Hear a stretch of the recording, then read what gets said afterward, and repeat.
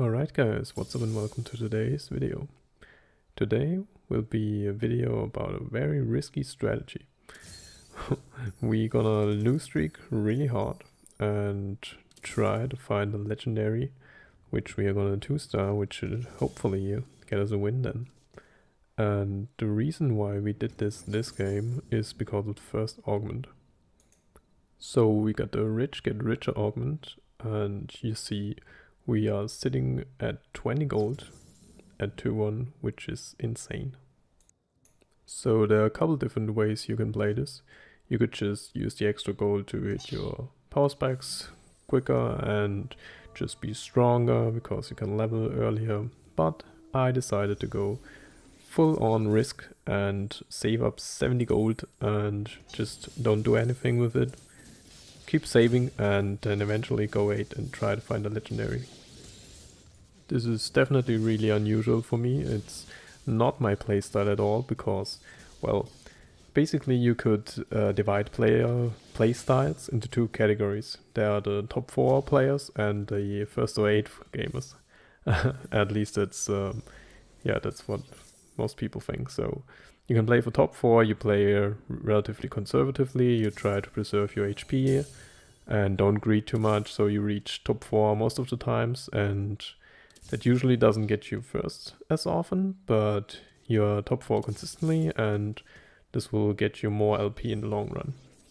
And the first or 8th gamer is pretty much the guy that risks it all and tries to shoot for first, or just tries to go for a crazy comp, and yeah, if he doesn't hit it, or if she doesn't hit it, then they go 8th. But if it works out, then it's usually a first with a crazy ass comp, like you will see in this video.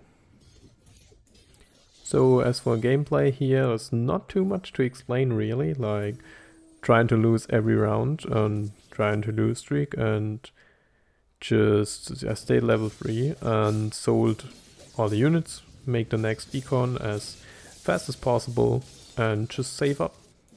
Maybe let's talk about items real quick. So I slammed the Hand of Justice because I don't really know yet if I want to play AP or AD, and Hand of Justice is a flexible item. You can play it in AD or AP comp. So that's what I slammed. Then as you can see from the carousel, we got another glove, so I slammed IE. I mean, it looks like an AD comp, but you can easily play an AP carry with this. You just need a Jeweled Gauntlet, and yeah, AP carries such as Lux can work.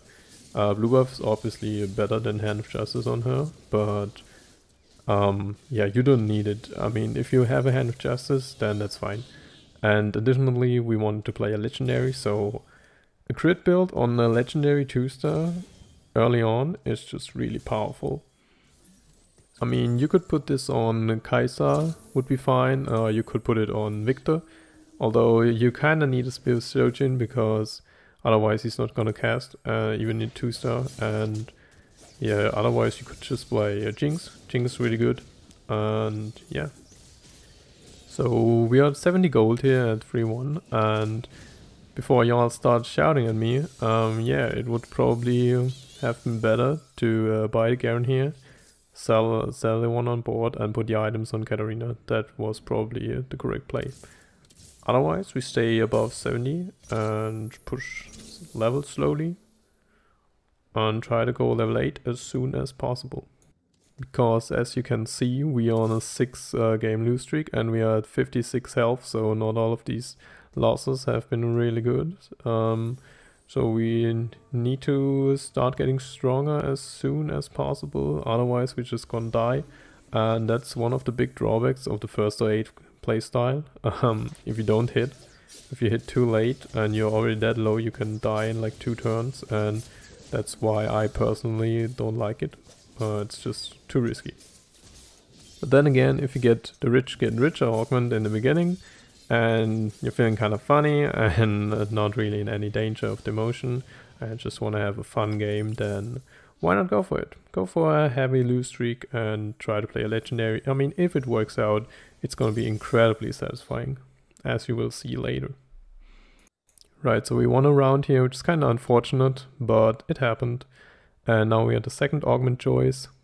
And Well, definitely not picking dominance here. So the choice was really between Stand United and Bodyguard hard, but I mean, I was playing Bodyguard at this point, but I'm not sure if I want to play Bodyguard later, especially since I want to play legendary units. And yeah, I mean, you could probably always fit like Leona and Braum, but since I have Kai'Sa and Jinx on my mind, that's why I'm holding the Kog'Maw too, and the Vi. I'm thinking about Kai'Sa or Jinx. And they both don't really want to play bodyguards. So pick Stand United, which always works, and you will have a lot of traits if you play legendaries because they have their solo traits. Okay, so we lost another round and then there was a carousel and we got a rod so we can complete our crit item build.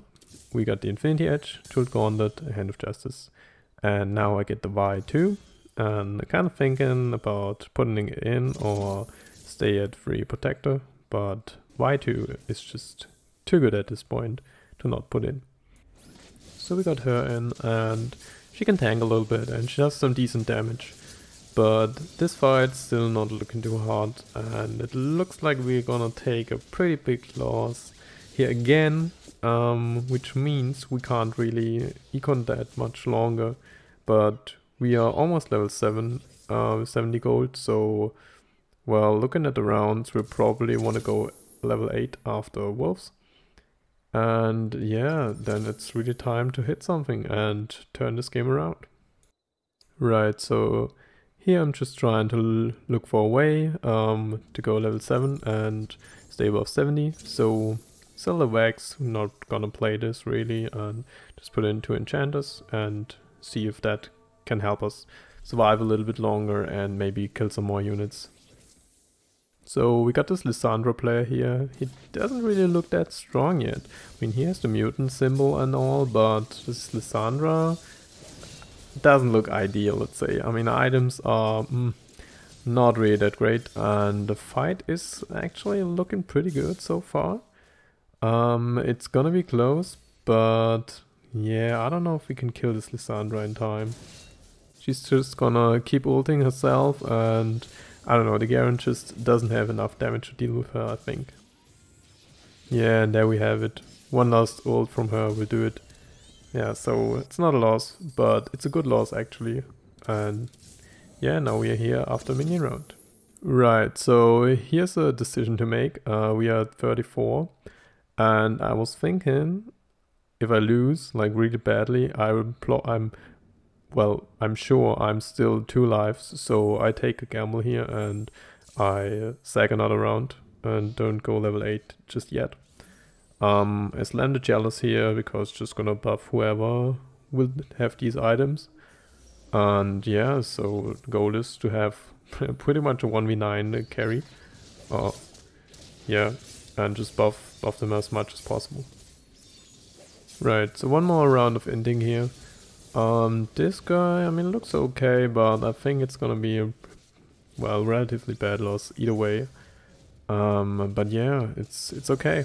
We're gonna hit our legendary next turn, I'm sure, or at least I hope, because otherwise we are in real trouble. So we go level 8 here and we have about 50 gold to roll, so it should be possible to hit something good here. So basically when you roll down like this, you just hold all the 4-cost units and all the 5-cost units because you don't really know what to play. And I picked up some mutants because I was looking for Kai'Sa, but then we got the Jinx. So we immediately sell the Garen and no longer need it, and put in the Jinx and try to figure out what team we can put around her, basically.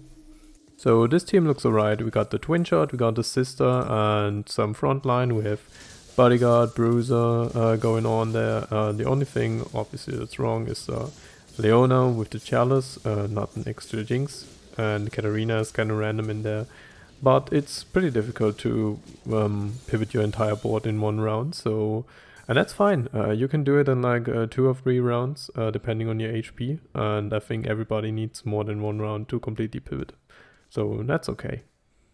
Well, in this situation here, it's really about time to complete the comp, and what we need obviously is Jinx too, so I'm not really gonna bother with the other expensive units here like Yone, and just put out the Katarina and do the positioning better, put the Chalice next to Jinx, and put in the Braum just as extra frontline. Basically, we just need to buy time for Jinx to do everything, which was the plan from the beginning, so that's okay. Put a lot of frontline in there, let your Legendary do the work. Yeah, it looks like she actually does some work now, so Rocket's in there in the backline and basically explodes everything. So we just need to 2-star her, and then I think we are pretty strong. Right, so we got Jace from Carousel with a Negatron Cloak, so we're just gonna put him in. We have 3 bodyguards anyway, so no trait missing here if we put him in, and actually we gain the Enforcer trait, which can be helpful, especially since we are just buying time for Jinx, and yeah, so that's great. Complete an item, put the Ionic Spark on him, it's pretty good, it's decent, so slam the items. There are not that many components left, so just make something. Right, because we're on 16 HPs, I need to donkey roll every round basically to find Jinx, because otherwise we just gonna die. But luckily Jinx 1 seems to be doing okay, and we have a lot of frontline. Jace is really good, and a lot of 2-star units, so it's fine. But it's definitely risky, so keep rolling, donkey roll to 0 every round basically. As for the last augment, I mean Sharpshooter is pretty good augment, but Jinx, the way we build her is not about her auto attack, so it doesn't really do that much. We want the nuke to just kill everything. It's definitely too late for Junkyard, so we just pick Stand United. Now we keep rolling, and we get a second Tahm Kench here, but I'm not gonna use my Nico on him because Tahm Kench 1 and 2, I mean there's a difference definitely, but it's not gonna help me win, you know, so it would be nice to have, but it's not gonna secure my wins. I definitely need to save it up for Jinx. Okay, next up is this Jhin player here. Doesn't look that strong, and he doesn't have a GA on his carry, so just gonna hope that our frontline can buy enough time, and eventually Jinx will come in, and yeah, just nuke his backline, nuke the rest of the frontline, and we win this round, and this guy almost dies. Which also means we made it to the minion round, and now we have a lot of gold, and it's really time to hit Jinx 2, otherwise we could very well just play against someone strong and simply die, so it's really necessary to hit her here. Which we luckily finally did. I just kept rolling in case we hit the third Jinx naturally, and we can use the Nico on somebody else. But we don't really, so feed the Tahm Kench, put the Nico on Jinx, and now we got the Jinx 2 with the crit items, so that should pretty much just one-shot everything, and I don't know who can beat us, but let's see. Okay, this Lux player is kinda scary, and yeah, Jinx halfway dies, but luckily the second ult goes somewhere else, and she's invincible while ulting, so we are fine here. Not much happening between rounds here.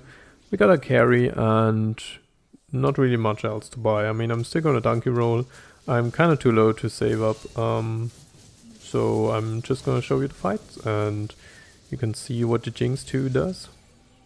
Right, so she came in nuking here, and I think she did like 8k damage with one ult, and that's quite crazy. A little side note here, I was kind of brain AFK about this Leona. I'm sure a lot of you have been wondering already. Leona is definitely random here. It serves no purpose. We don't have bodyguards in there anymore. So she should have definitely been replaced with probably Seraphine, I would say. Give us the 2 Socialite, so she can generate more mana and ult quicker. So probably Seraphine would have been the best replacement unit here. Right, so we got Tahm Kench 2 in shop, but first thing you want to do, you want to buy units and feed your 2 Tahm Kenchs individually, and that way you can feed him twice before buying the 2-cost upgrade, because then you could only feed him once. Yeah, just a little trick here for when you get Tahm Kench 2, and yeah, let's hop into the next fight. So it's a Lux guy again, and it's actually pretty dangerous because we are basically on the wrong side. So Lux ults the Jinx, but she survives, and the mana gain is strong enough without the 2 Socialite. So Jinx can ult and come in, has a nuke, and yeah, win us the fight. So we're now on a 7-game win streak, and yeah, the other guys don't really seem to know how to beat this. Got this Malzahar 3 player here, he's one of Cho'Gath 3, but let's see. Oh well, not much left to see here actually. Jinx just came in and killed everything, like in every fight, so that's an easy win here. Right, so we're here after Dragon and just gonna reposition a little bit because we got a Shroud and we want to place our units so we can shroud either side. So we face this Urgot player with his carries on the right side, we put the Shroud on Taric, that's why we positioned him like this, so he can shroud the most amount of people. Right, so we got him shrouded and his carries don't have GA either, and so our front line is just too strong too, and Jinx comes in, we win the fight. Right, we even get an item here from Tahm Kench, just gonna pick that up, it's a chain vest, and just put it on Tahm Kench himself, make him a little bit more tanky, and let's hop into the next fight. It's a Lissandra player again, but as always, there's no GA, so Jinx gonna come in as an ult, and everybody's dead. So this guy takes infinite damage, which is great, and there should be only like a couple of rounds left. We are now on a 9-game win streak, not really that many upgrades left to hit. I mean, we could roll to find like Janna 2 or Jace 2, but I don't think it's necessary, just how these fights went. So gonna save up, and after Carousel we should have enough to just go 9 and make us stronger that way. And we find our level 9 unit right here. Yuumi is just a perfect fit. So we have enough and we go 9 and put it in. And finally Leona has some value, yay! We got 2 Academy, which is absolutely nothing. Leona, biggest troll of this game, but otherwise it was fine, I guess. I put the Yuumi to Tahm Kench, give him the shield, because I also don't really like Yuumi on Jinx. Just because when she ults and jumps in, Yuumi tends to ult backwards. I mean, if any unit from the backline were to survive, like with another build with more attack speed and attack damage focus build, then that would be kind of bad because they are not instantly dead and you want the Yuumi stun on their carries. Right, that's all I have to say. Here's the last fight against the Lux player, and I mean, you can guess the outcome. Well, anyway, so if you enjoyed this video and find something useful, consider subscribing and like the video, and I'll see you next time. Thank you very much.